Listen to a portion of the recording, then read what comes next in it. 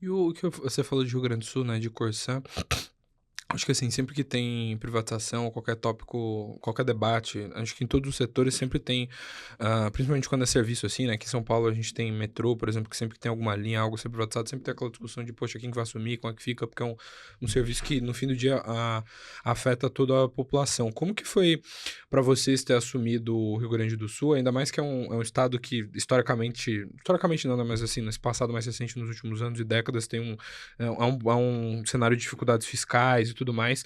Como que foi isso? Se foi difícil? Se foi difícil assumir a operação lá? Se vocês sentem que conseguiram melhorar o serviço, entregar? Se vocês têm uns indicadores, se eu não me engano, NPS, né, que é mais de satisfação de cliente. Como é que é o saldo de estar com o Rio Grande do Sul?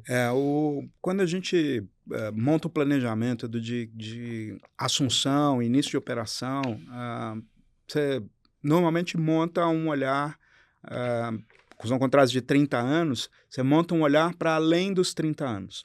Porque você está cuidando de resgate de um bioma ambiental, você está vendo a reserva de água, você está vendo o crescimento populacional, o dimensionamento da infra, desde o diâmetro do tubo, a capacidade das estações elevatórias ou das estações de tratamento, que vão atender a uma demanda com um custo de capital adequado ao longo do tempo, ah, pensando em devolver para o governo, devolver para o Estado após o período de concessão. Então, esse raciocínio intrínseco está pensando numa jornada que é a ultramaratona, né? Então, quando você inicia ainda nas fases de audiência pública e acompanha um processo de concessão plena, privatização, né, como foi Cosan, você vê que o debate social é super relevante.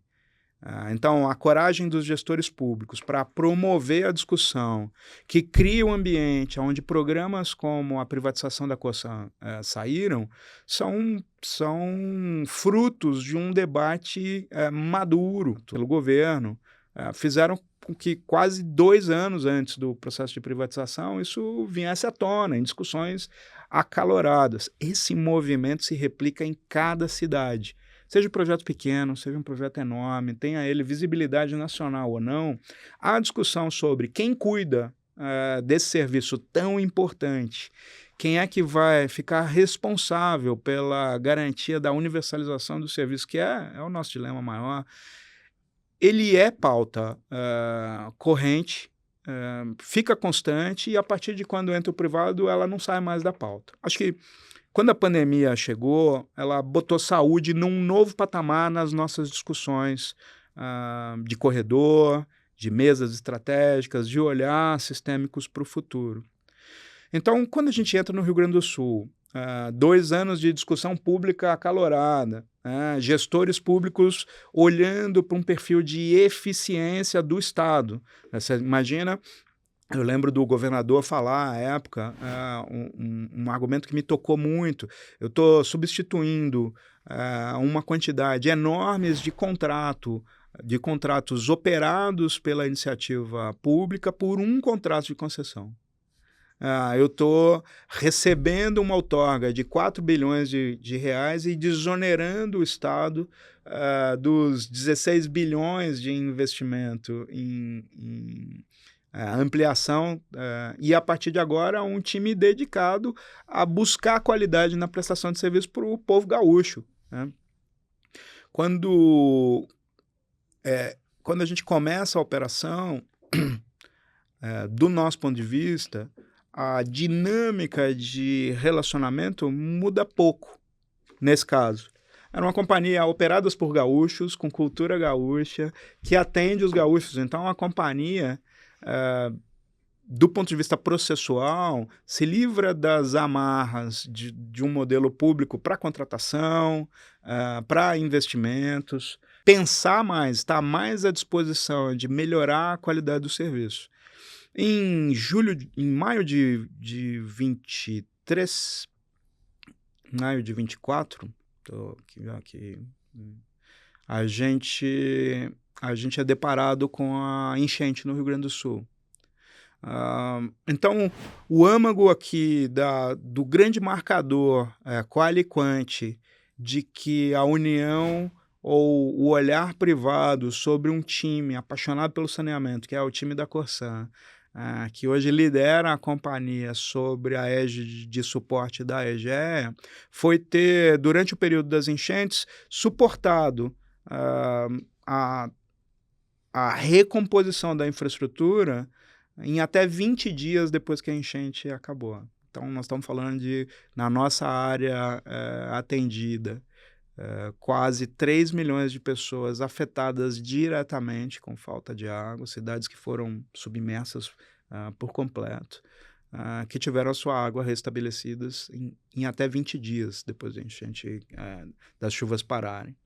Além disso, a gente pôde co-liderar com outras companhias públicas o suporte a municípios fora do nosso contrato.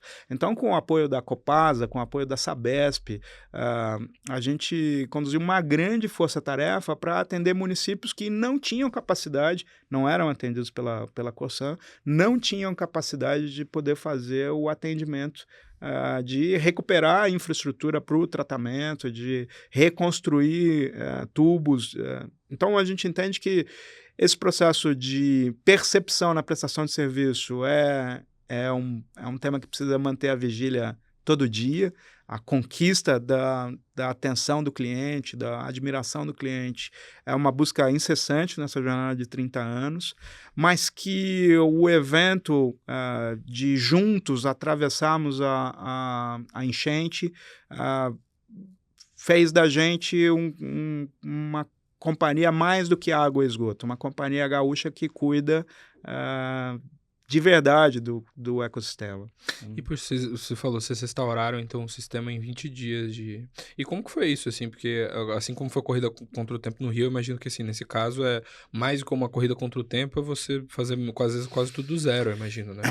Aqui, Edu, se a gente pudesse simplificar, é um jogo de peças sobressalentes numa planta industrial em 317 cidades, atendendo 6 milhões de pessoas ao mesmo tempo. Então, o que a gente pôde fazer quando a enchente veio, a gente teve infraestrutura aérea que foi carregada pela correnteza. Elas tiveram que ser refeitas. Estações de tratamento, enquanto algumas estavam submersas, a gente conseguiu trazer de outras operações estações modulares. Então, nós instalamos novas estações de tratamento de água em regiões onde a enchente não tinha afetado ou em balsas flutuantes, para poder garantir que essa produção retomasse assim que os dutos pudessem ser limpos e liberados para poder prestar esse serviço. Então, tem uma infra que foi adicionada durante o período da enchente ou a recuperação, enquanto as estações definitivas não estavam disponíveis para que você pudesse intervir e fazer o reparo, que acabou durando 6 meses, 8 meses depois da enchente. Então, foi um trabalho de mobilização e contingência, tema que é pensado e planejado por todas as nossas equipes das mais de 860 cidades. Então, isso faz parte do nosso modelo de operação, ainda mais com esse acirramento e aumento da frequência de eventos climáticos Brasil afora, mundo afora, mas Brasil afora, no nosso caso de contato. Perfeito. E como foi para você ter visto isso, né? Porque você já estava na liderança da companhia. Eu me recordo que quando a gente teve enchentes, eu me recordo que eu cheguei a estar numa coletiva do Banco do Brasil e a CEO falar muito sobre isso, assim, sobre um pouco de, né, como é que foi estar ali. Eles têm uma exposição relevante ao agro na carteira deles, então tinham muitos parceiros lá, muita gente. E eles falaram, poxa, da noite pro dia a gente viu agência submersa, agência que a gente só vê a placa em cima da água, assim. Como é que foi para você ver isso acontecer no estado que você tava e como é que é tomar decisão nesse contexto, né? Porque acho que é o tipo de evento que nenhum MBA prepara você para lidar com esse tipo de coisa, né? Puxa, a pergunta é legal e enquanto você estava falando, eu tava lembrando aqui de um dilema anterior à da enchente, né?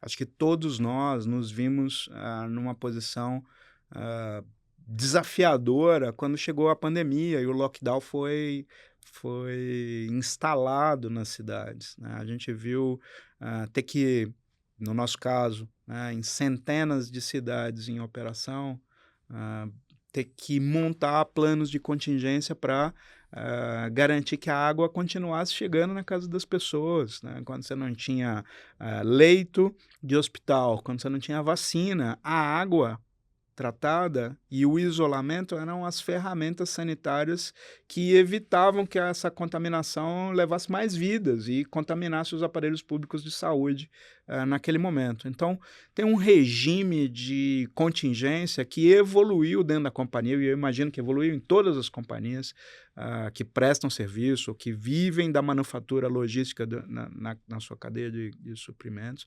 No caso da Egea, que está de maneira muito frontal, cuidando do meio ambiente, prestando serviço para as pessoas e distribuída continentalmente no Brasil, isso acionou um novo patamar de plano de contingência. Pensando em redundância, pensando em times sobressalentes, pensando em forças-tarefas que se deslocam para poder suprir determinados temas, desafios locais, né? Quando veio a enchente da Corsã, do Rio Grande do Sul, eu lembro de estar falando com o time, com a liderança local, e a gente falar, olha, a previsão de chuva vai continuar, os volumes já estão aumentando nos reservatórios, reservas naturais, tem estradas que já estão interrompidas. Então, poxa, a gente vai precisar ligar aqui o sistema de alerta para contingências internas. Isso foi meio que automático, porque o processo está pensado, o time está treinado.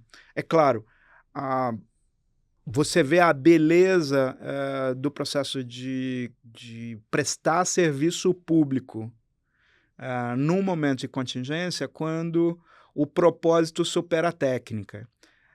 Quando você está há 2 dias ou 3 dias com o time aplicado em campo para poder levar de helicóptero elementos de bomba para garantir que a água esteja distribuída, ou elementos químicos para poder fazer o tratamento, ou movimentar a equipe de parceiros de negócio para garantir que a montagem de uma nova infraestrutura chegue a tempo para aquela população que precisa, porque ela está refugiada ou restritiva de elementos básicos para sobreviver naquele momento. Então, a gente vê a força do propósito de quem presta serviço, no caso da Egea, no caso da Corsã, no caso em específico da enchente, desse momento histórico, ligando as duas coisas, fazendo ir além do básico, ir além do sanitário, prestação de serviço na sua plena acepção.